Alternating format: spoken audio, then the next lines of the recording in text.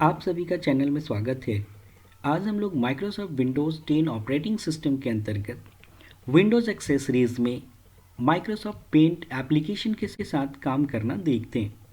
Microsoft paint एक raster graphics editor programme है जिसकी मदद से हम कोई भी डिजिटल इमेज ड्रॉ कर सकते हैं और किसी इमेज को एडिट कर सकते हैं। यह हमें टू डायमेंशनल इमेज डिज़ाइन और एडिट करने में मदद करता है।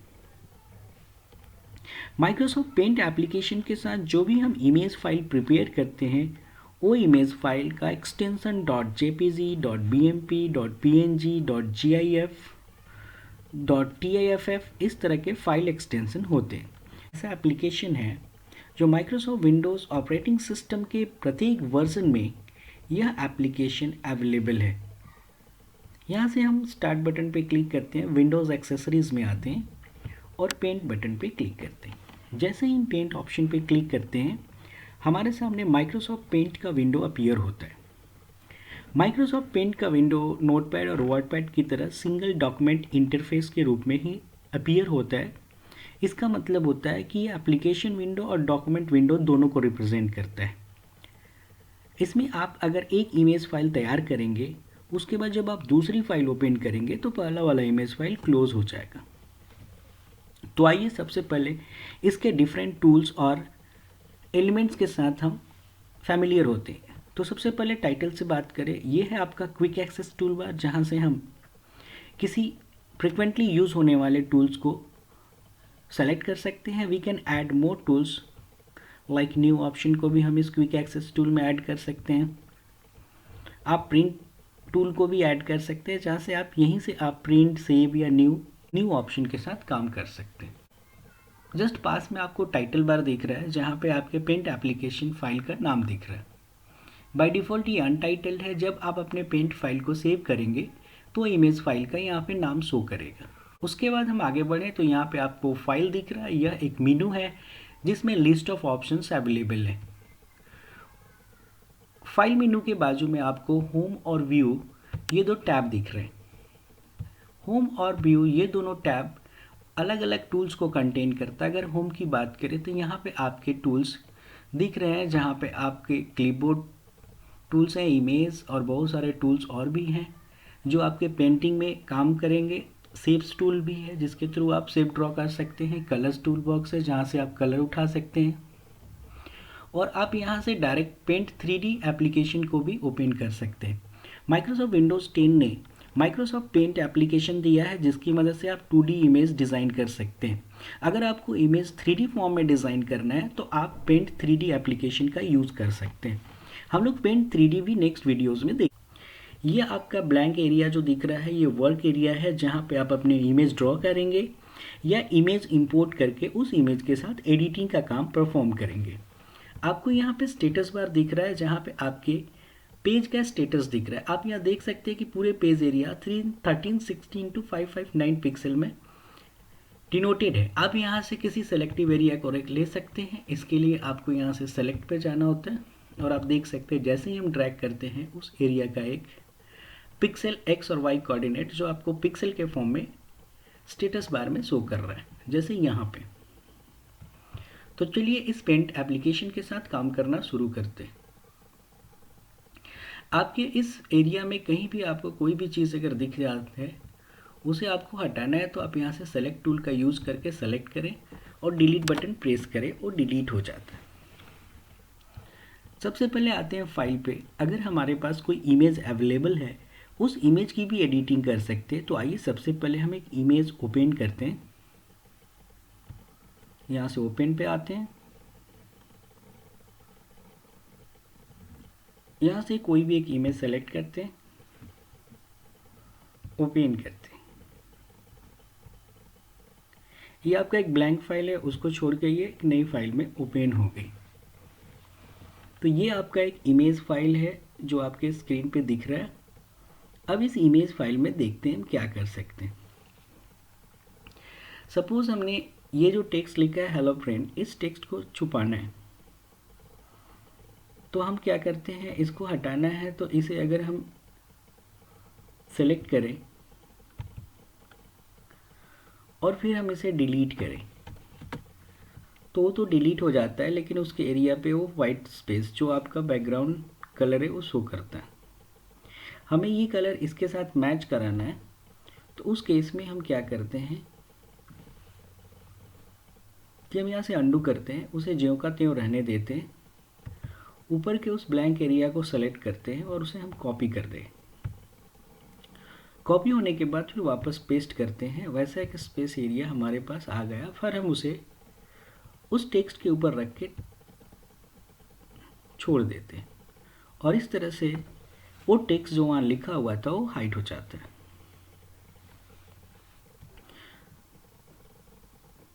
फिर आप अगर इस इमेज पे कुछ और जगह से इमेज उठा के पेस्ट करना चाहे तो आप पेस्ट फ्रॉम पे आएंगे, यहाँ से कोई दूसरा इमेज हम सेलेक्ट करते हैं,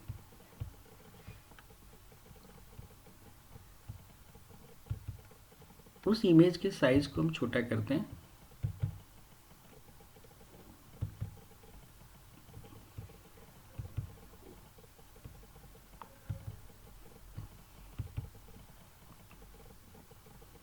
उस इमेज को हम अरेंज करते हैं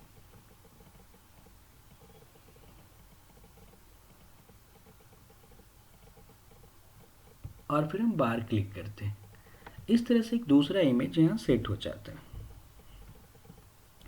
अब इस इमेज फाइल को आप अगर सेव करना चाहते हैं तो वापस सेव पे क्लिक करें। अगर आप इसे दूसरे नाम से सेव करना चाहते हैं तो सेव एज में जाए।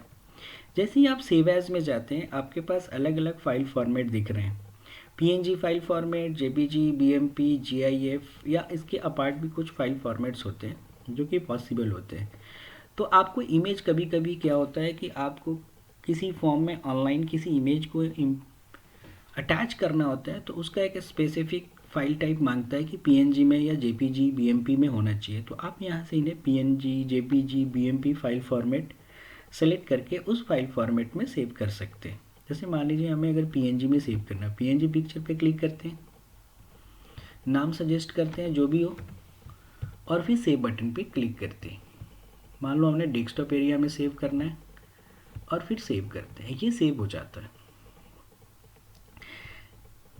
अब यहाँ पे एक बात आती है और कि आपके जो भी इमेज आपने ले रखा है उस इमेज के साइज को सेट करना।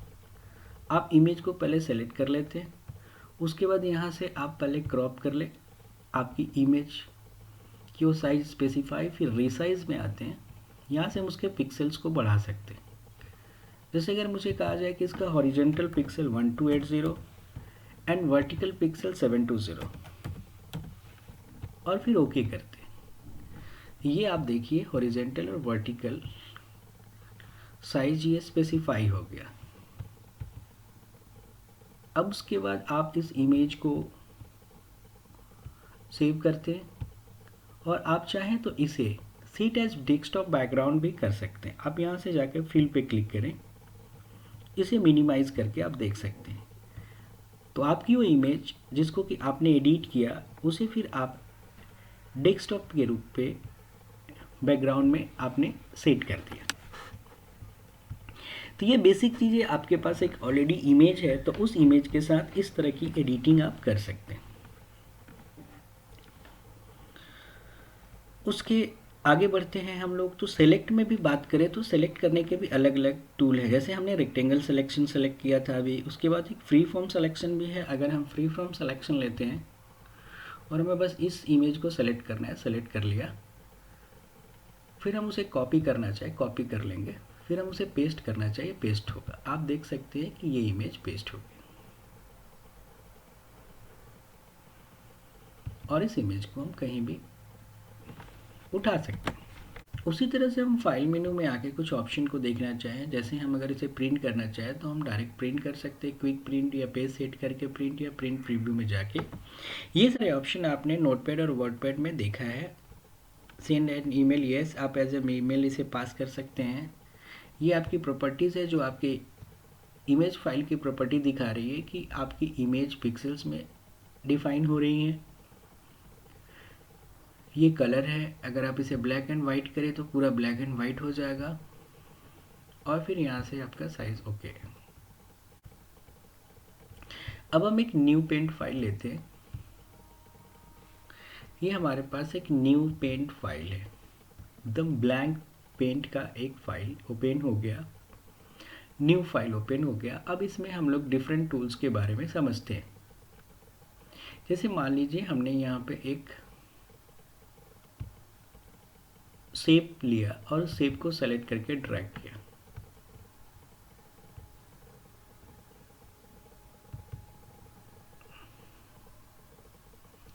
इस शेप में हमने एक कलर फिल किया। कलर पहले हम लोग यहाँ से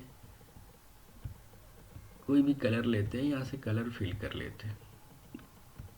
उसके बाद अब एक दूसरी इमेज कहीं आपने ड्रॉ करी। इस इमेज के अंदर भी आपने कोई कलर सेलेक्ट करा और फिल किया।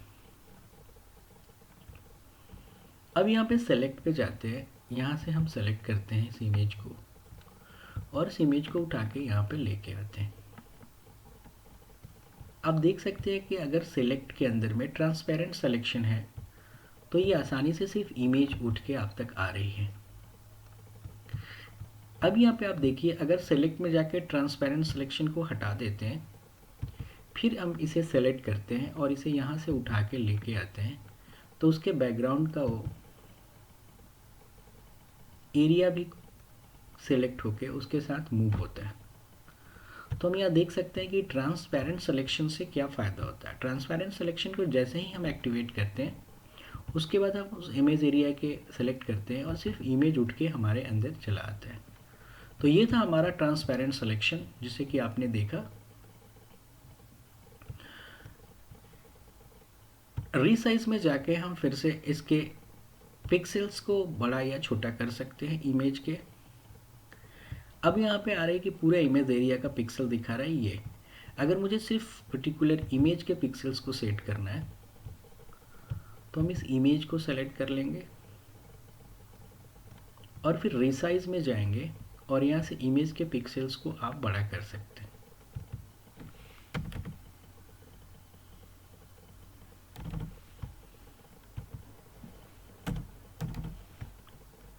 ओके करते हैं और इस तरह से इमेज बड़ा हो गया। तो आप एक चीज़ यहाँ समझेंगे कि जैसे ही आप कोई इमेज या कोई सिग्नेचर को जब आप स्कैन करके अपने कंप्यूटर में रखते हैं, उसके बाद आपके पास एक रिक्वायरमेंट होता है कि इमेज की साइज़ इतनी पिक्सल होनी चाहिए, उसका लेंथ विड्थ इतना होना चाहिए, सिग्नेचर का साइज़ इतना होना चाहिए। तो आप ये काम पेंट में आके रीसाइज ऑप्शन के थ्रू खुद से स्पेसिफाई करके उस इमेज का साइज़ स्पेसिफाई कर सकते हैं। साइज़ स्पेसिफाई कर लेने से उस इमेज को हम आसानी से अपलोड करवाते हैं, क्योंकि वो इमेज उस फॉर्म में उसी साइज़ में रहने से ही अपलोड हो पाता है। तो ये भी काम आप पेंट में काफ़ी आसानी से पूरा कर सकते हैं। रिसाइज में फिर से आते हैं। हम अगर रिसाइज में पिक्सेल्स को कम करना चाहें तो हम पिक्सेल्स को कम करके ओके करते हैं, हमारा पिक्सल छोटा हो जाता है। तो ये आप देख सकते हैं आपने अपनी इमेज जो ड्रॉ करी थी। उसके बाद आप अपनी इमेज को रोटेट कर सकते हैं। यस, राइट, लेफ्ट, ये रोटेट हो रहा है। अगर पूरे इमेज को सिर्फ सेलेक्ट करें और रोटेट करें तो सेलेक्टेड इमेज ही रोटेट होगा हमारा।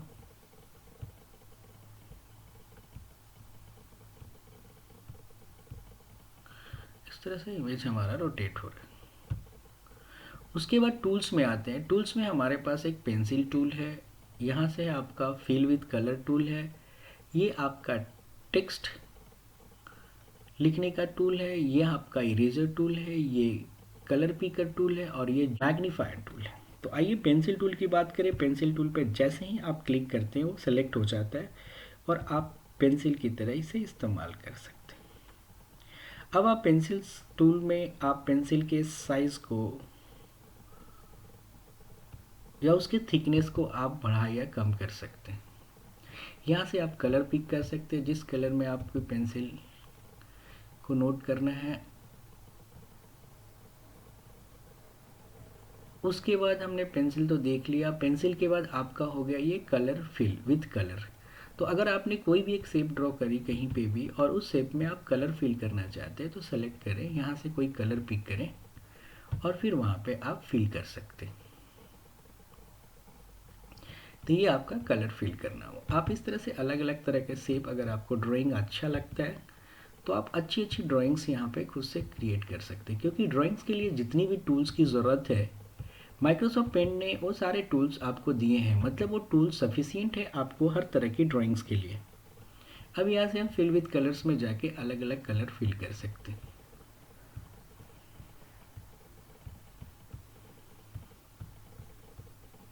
तो आप देख सकते हैं इस तरह से आप फिल कर सकते हैं। उसके बाद ये इरेजर टूल, इस इरेजर टूल को सेलेक्ट करके हम लोग किसी भी इमेज को इरेज कर सकते हैं। इरेजर को अगर बड़ा करना हो तो आप कंट्रोल बटन को होल्ड करके प्लस बटन प्रेस करेंगे तो इरेजर का साइज बड़ा होगा,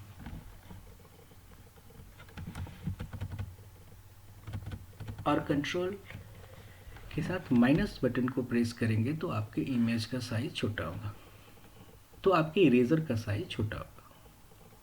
इस तरह से इरेजर का काम हम कर सकते हैं किसी को मिटाने के लिए। अगर आपको एरिया में मौजूद किसी इमेज के सेक्शन को मिटाना है तो आप रेक्टेंगुलर सिलेक्शन में जाके उसे सेलेक्ट कर लें और फिर क्लियर या डिलीट पे क्लिक करें। यहाँ पे आपको ऑप्शन मिलेगा डिलीट पे क्लिक करें या कीबोर्ड के डिलीट बटन को प्रेस करें, वो सेक्शन डिलीट हो जाता है। आगे बढ़े हम लोग, तो यहाँ पे आपने देखा इरेजर के बाद हम लोग बात करें कलर पिकर की। कलर पिकर टूल आपके किसी भी इमेज में मौजूद कलर को पिक करता है और उसी कलर को आप कहीं और फिल करना चाहें तो कलर फिल टूल की मदद से फिल कर सकते हैं। जैसे मान लीजिए हमने कलर पिकर टूल को सेलेक्ट किया, मुझे इस कलर को पिक करना, मैंने इस कलर को पिक कर लिया। अब इस कलर को फिल करना है तो हमने फिल विद कलर टूल को सेलेक्ट कर लिया और जहाँ भी आपको फिल करना है उस पर क्लिक कर दिया, वो कलर फिल हो गया।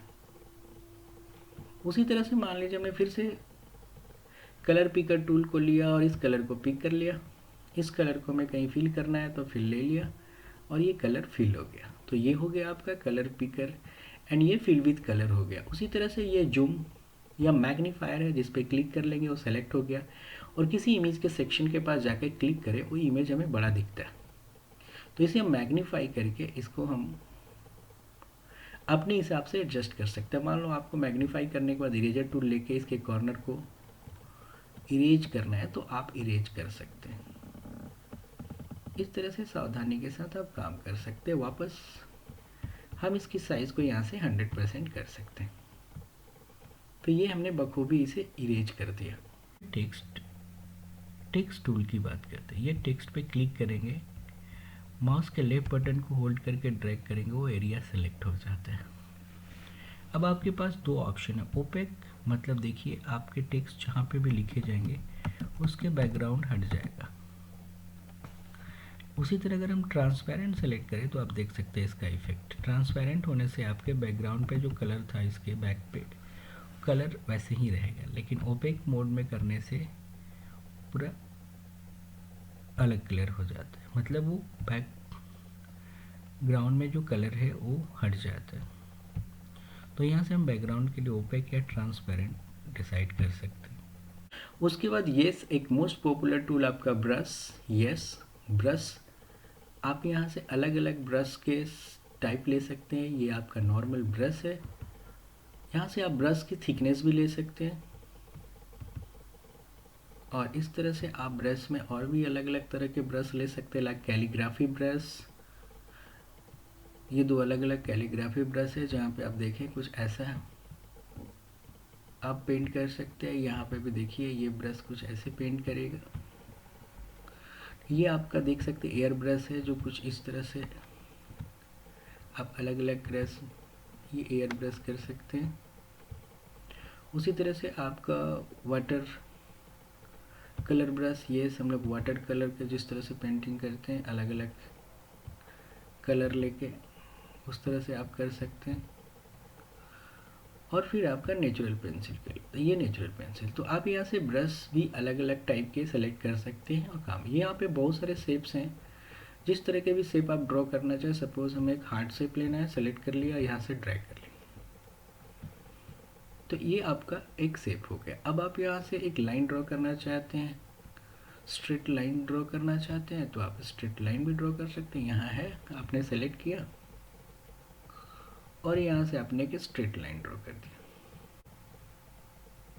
इस तरह से आप चाहें तो कर्व लाइन ले लिया, इसको आप कहीं भी ऐसे कर्व कर सकते हैं। देख सकते हैं, इसको कर्व करना आपके लिए आसान। ये फिर से लाइन ले ली और हम यहाँ से पकड़ के इसको एक एरो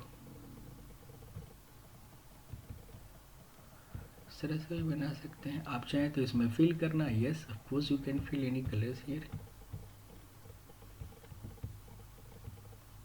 तो ये है आपका अलग अलग टूल जिनका हम यूज़ कर सकते हैं। उसी तरह से सपोज़ आपने एक शेप ड्रॉ किया, एक शेप यहाँ ड्रॉ किया, इस शेप का आउटलाइन उठाना चाहते हैं तो आप यहाँ से आउटलाइन में जाएं। आउटलाइन का कैसा कलर होगा, सॉलिड कलर चूज करना है, यहाँ से चूज़ कर लें, आउटलाइन हो गया। उसमें फिल कौन सा कलर करना है, तो आप मान लीजिए क्रेयंस टाइप का कलर फिल करना चाहते हैं तो यहाँ से आप ये ले लीजिए और आप इसके अंदर फिल कर सकते हैं।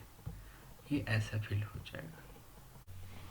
यहाँ आप देख रहे हैं दो तरह के कलर, कलर 1, कलर 2। अगर हम चाहते हैं कि कलर 1 के लिए ये, कलर 2 के लिए भी कोई दूसरा कलर, और हम चाहें कि अगर लेफ़्ट बटन प्रेस करेंगे तो कलर 1 काम करेगा, राइट बटन प्रेस करेंगे तो कलर 2 काम करेगा। तो एक साथ आप दो कलर पिक करके लेफ़्ट और राइट बटन की मदद से वो कलर फीड कर सकते हैं। इसे 3D पेंट के थ्रू 3D इमेज तैयार करना चाहें तो यहाँ से हम डायरेक्ट इसे पेंट 3D में मूव कर सकते हैं।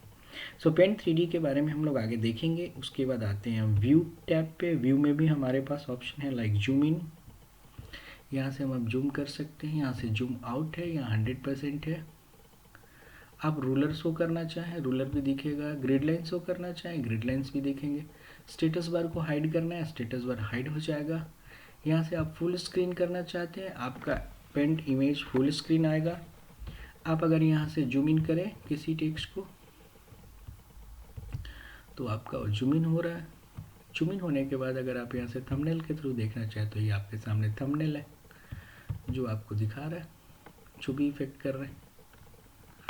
तो ये हैं आपके अलग अलग पेंट के टूल्स।